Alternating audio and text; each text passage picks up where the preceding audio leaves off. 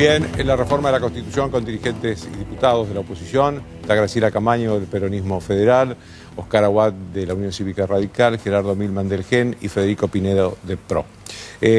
Primero con Aguad, porque el radicalismo fue el que hizo la convocatoria. ¿Por qué el radicalismo hizo la convocatoria a la oposición que hizo la semana pasada? Bueno, yo creo que hay que buscar un mecanismo de oposición a la reforma de la Constitución. No es a la reelección de la presidenta, yo creo que es un no a la reforma constitucional. La presidenta habló hace un tiempo, una cosa gravísima, que dijo que había que reformar la parte liberal de la Constitución, que es la parte dogmática de la Constitución, que son los derechos y garantías de los ciudadanos y fundamentalmente los límites que tiene el Estado sobre los ciudadanos. Derecho de propiedad, el derecho de expresión, la libre expresión, nadie puede ser condenado sin juicio y ley previa, es decir, los principios básicos de convivencia que tienen una raíz cultural de cerca de 150 años en la Argentina. Bueno, querer modificar eso, que no se atrevió jamás el menemismo en el 94, significa casi cambiar nuestra pauta cultural de vida. Yo creo que es no a la reforma constitucional. Las opiniones de ustedes.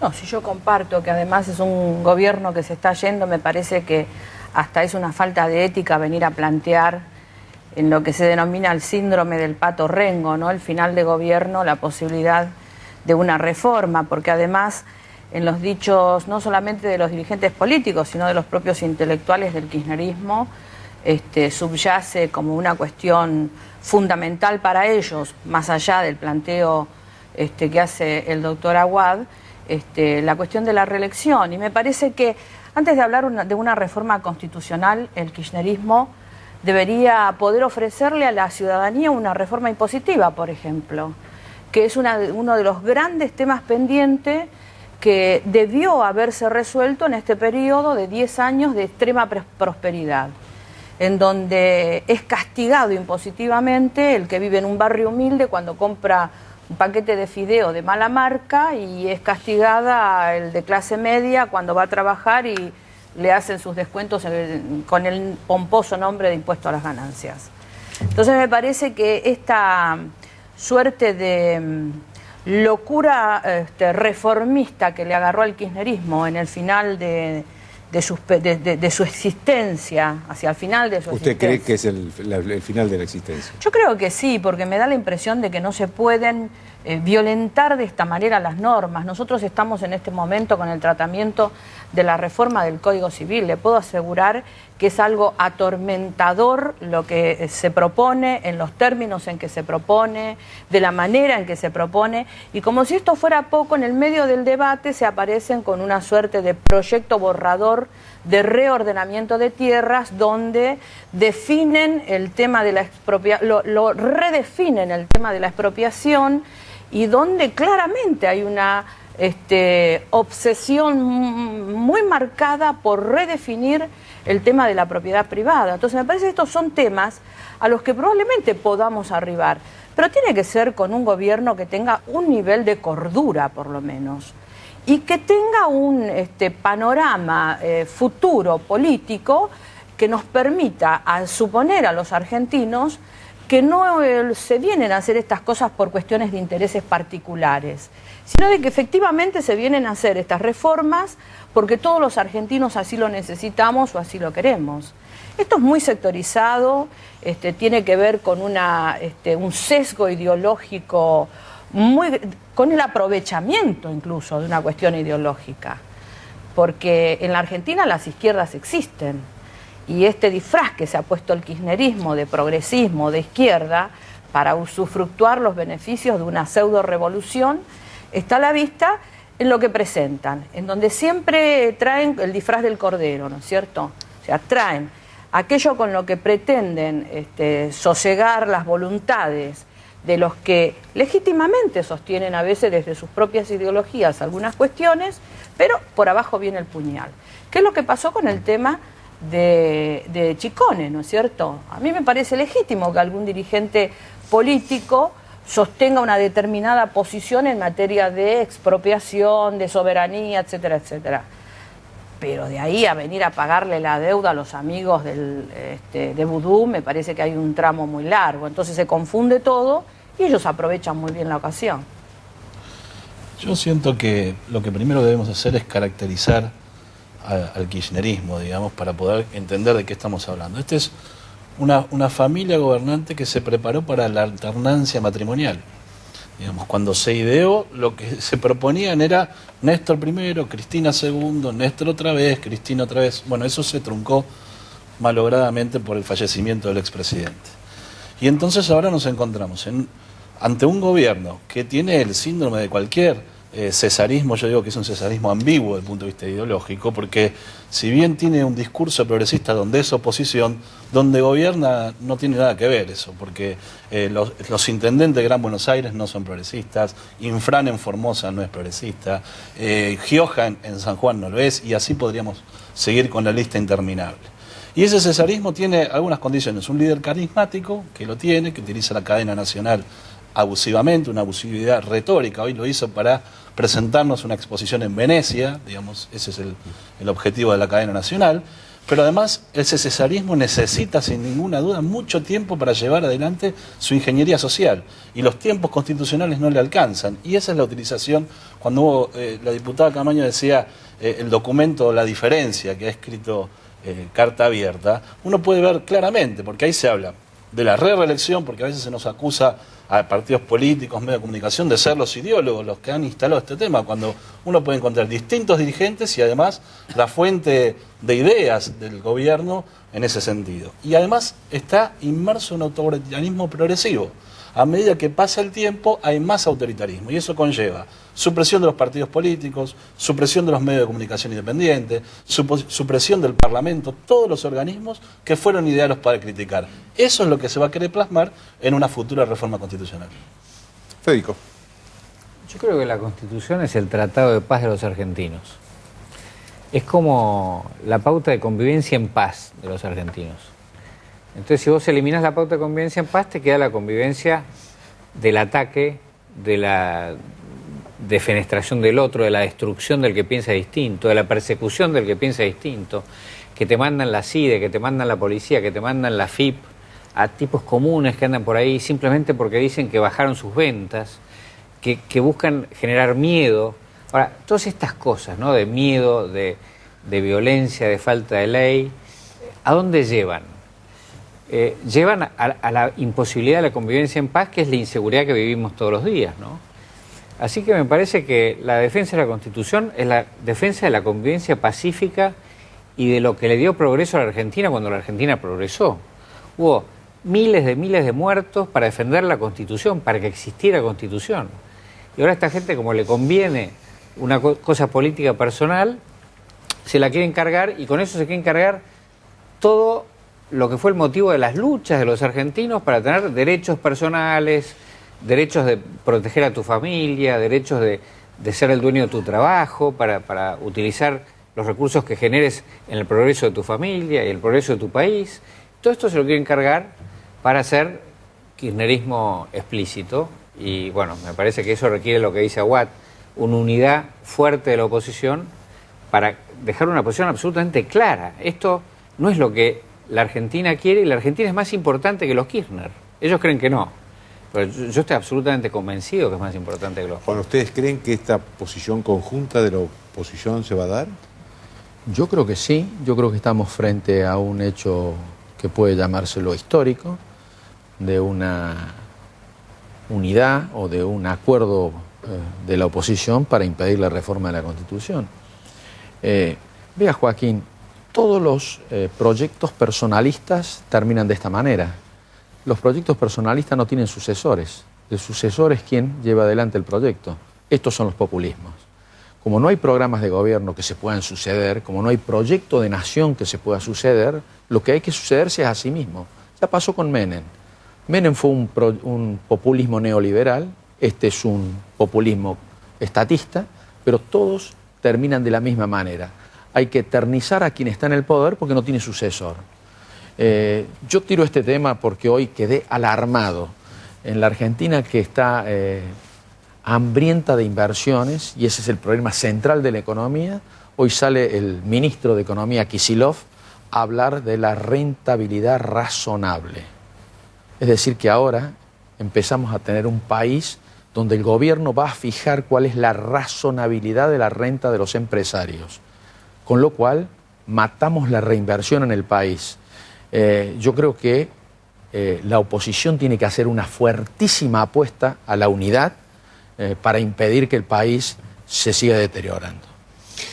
Hay un proyecto por ahí o una idea de reflotar un viejo proyecto de Durañón y Bedia para reinterpretar la Constitución en cuanto a cómo debe reformarse la Constitución.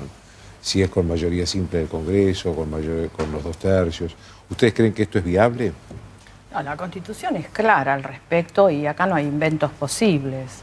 Efectivamente existió un proyecto que nunca fue abordado y me parece que el solo fracaso del tratamiento de ese proyecto indica que lo que tenemos que hacer en todos nunca fue los tratado ámbitos... porque después tuvo el acuerdo del bueno, pero nunca fue tratado. O sea, ¿no? La iniciativa de un solo... Yo también como legisladora puedo plantear un estadio ideal, pero eso no significa absolutamente nada. La Constitución es clara, absolutamente clara. Y me parece que los argentinos también tienen que tener en claro de qué se trata. Acá no se trata de un gobernador que dice una determinada cosa o otro que dice si no hay re, yo soy, otro que... No, acá hay una estrategia claramente planificada de modificación de todo el andamiaje más duro en el orden legal que tiene la República Argentina. O sea, nosotros tenemos Constitución, códigos, y eso es lo que se pretende modificar. Yo creo que con el tema del código van, pero rumbo a eso. Mañana tenemos la locura de tener que escuchar en un plazo de 8 horas a 47 personas que vienen a exponer, o sea, en un mecanismo de consulta que no es de consulta, obviamente, porque ¿qué puede decir alguna persona respecto del Código Civil en 10 minutos? Absolutamente nada.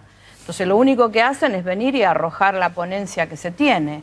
Es totalmente inconsulto lo que se está haciendo. Y bueno, la otra reforma, que es la del Código Penal, con la conformación de la comisión, que no sabemos ahí qué es lo que está pasando, y este tema de la Constitución. A mí me parece que es muy grave, sinceramente. Me parece que es forzar a la sociedad a una mirada totalmente diferente a la mirada que tenemos desde hace 200 años. Y la realidad es que esto no se fuerza, como se plantea claramente en el documento número 12, en donde se habla... De carta abierta. Exactamente, la continuidad democrática de liderazgos, cuando estos aparecen como condición de esta inédita etapa regional. O sea, tenemos un líder, modifiquemos la Constitución a lo que el líder diga. Si el líder nos lleva a la derecha, vamos para la derecha. Si el líder nos lleva a la izquierda, vamos para la izquierda. Es una absoluta locura. Realmente los basamentos legales que tenemos que tener todos como ciudadanos tienen que ser profundos, reconocidos, y reconocidos desde el vamos. No podemos estar en esta modificación según los liderazgos. Realmente asusta y mucho. Y yo en lo personal estoy sumamente asustada y me parece que nosotros tenemos que hacer un esfuerzo para esclarecer, para que la gente sepa de qué se está hablando. No se trata de una posición política antagónica. Se trata de algo que nos tiene que alarmar a todos, porque nos modifica la vida, nos modifica las relaciones. Entonces tenemos que estar todos atentos. Y acá nadie tiene que tratar de sacar ventaja de nada, porque la verdad es que el problema lo tenemos todos los argentinos, no una fracción o un partido político. Sí, digo, si uno ve lo que hablaba la diputada del tema del código, hay un aspecto del Código Civil que es el de la responsabilidad del civil del Estado, que es dramática, digamos, para hacerlo claro, digamos. Hoy una víctima de 11 puede accionar civilmente contra el concesionario, contra el Estado y contra los funcionarios públicos que tenían la obligación... quiere decir que pueden tener indemnizaciones. Efectivamente, claro. Y contra los funcionarios públicos tenían la obligación de contralor. Bueno, en el futuro, si se aprueba así el código como está, que no es la propuesta que hizo el presidente de la Corte, eso no se va a poder hacer, la responsabilidad del Estado va a ser una cuestión administrativa. Y jurisdiccional. Y claro, porque el derecho administrativo es provincial, municipal o nacional. Digo, ¿la Constitución qué es? Es como en un partido de fútbol que nos pongamos de acuerdo con las reglas. Si la tocamos con la mano no vale, si los arcos miden tanto, si la pelota tiene tal circunferencia, después cada uno tiene su equipo. Eso es la Constitución. Ahora, yo no me puedo poner de acuerdo con quien cree que vale agarrarla con la mano, vale los fouls, vale insultar al referee, vale pegarle al adversario. Y ese es el problema. Uno puede admitir que haya cosas de la Constitución que podrían estar mejor, sin ninguna duda. Ahora, uno no puede ponerse de acuerdo con quien intenta suprimir la alternancia democrática. Un concepto esencial de la democracia es la alternancia. La alternancia es la mejor manera de ponerles límites a las élites gobernantes. Un cientista político, Karl Popper, decía que la democracia es el mejor mecanismo de cambiar de gobierno sin la efusión de sangre.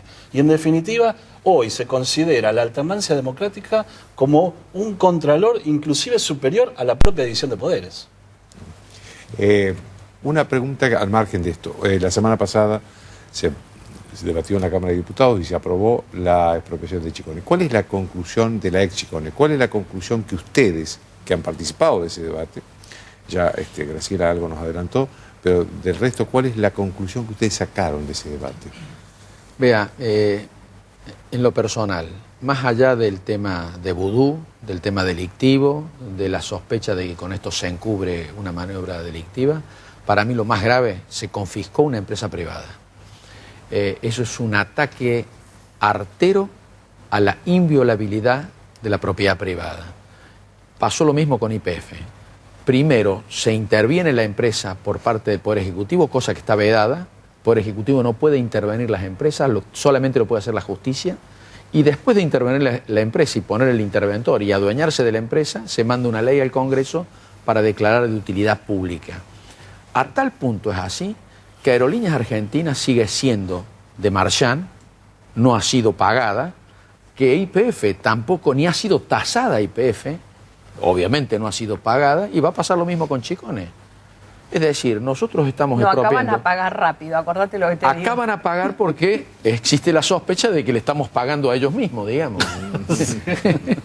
Que están cobrando ellos mismos con plata del Estado. Pero digo yo, es un problema de la justicia. Pero a mí me preocupa, por eso yo digo no a la reforma constitucional. No vaya a ser cosa que toquen el derecho a la propiedad. Con lo cual se cae la estantería cultural de la Argentina de 200 años. No cabe duda que van a hacer eso, o que buscan hacer eso. El gobierno kirchnerista es Moreno. Un señor que dice, acá no se puede vender esto, no se puede vender lo otro, no se puede comprar, no se puede producir, usted haga tal cosa, haga tal otra, no hace normas, te llama por teléfono, no venda, haga tal... Bueno, lo que quieren es que eso esté en la Constitución, que ese sea el sistema de la Constitución. Si no quisieran hacer eso, no harían eso en el gobierno. Es más grave, me parece, que Moreno. No, me parece que es más grave que Moreno. Me parece que es Kicillof. Es lo mismo. Que cree que es Cavallo. Es lo mismo. ¿Viste la misma metodología de funcionamiento? Kicillof y Moreno es lo mismo. Es lo mismo. Uno se hace más leído que el otro, pero así es lo mismo. Es un funcionario que dice, vos tenés que ganar esto, vos tenés que hacer lo otro, tenés que invertir acá, tenés que poner allá. Y dice, flaco, si sos tan bueno, ponete vos una empresa, hacete vos una empresa YPF, Kicillof. Pero ¿vos te imaginás que si hubiera triunfado el criterio de la rentabilidad razonable, hoy Rusia sería el país más poderoso de la Tierra? Obviamente. Estamos todos locos. Ya pasó esa historia, ya el mundo tuvo esos fracasos. China no sería capitalista. No sé, es como que estamos viviendo en otro tiempo, en otra época. No sé lo que nos pasa. Milman, sobre Chicone. Usted sabe, Joaquín, que junto a la diputada Stolbizer, desde comienzos de este conflicto, en el 2010 nosotros presentamos un pedido de informe a un mes de producido el levantamiento de la quiebra de Chicone. Nosotros propusimos varias cosas para resolver lo que afecta al ciudadano común, que es que no tiene billetes. Hoy vamos mañana a un consejo de salario mínimo que va a llevar el salario mínimo vital y móvil a 2.900 pesos. Esos son 29 billetes de 100 pesos. Cuando ingresó este gobierno, el salario mínimo vital y móvil eran 250 pesos, 2 billetes de 100 y uno de 50. Y no se ha cambiado la denominación del billete. Con imprimir billete de 200 o de 500 se divide la cantidad de papel, de tinta, de máquinas. O sea que la soberanía monetaria, que ya la decretó la Asamblea del año 13, estaba resuelta. Y respecto a los dueños, digamos, es importante para la causa, porque a pesar de que esto fue un intento para poner una cortina de humo, yo creo que en la causa hay suficientes pruebas como para llegar a una condena, y si la justicia trabaja bien y funciona bien resulta ser independiente, va a llegar a buen término. Respecto de quién es el dueño, Joaquín, hay un dicho muy popular, que hay que pegarle al chancho para que aparezca el dueño. Y el único que apareció fue el vicepresidente de la Nación en aquel monólogo en el Senado de la Nación el Jueves Santo. Les agradezco mucho a todos. Pausa.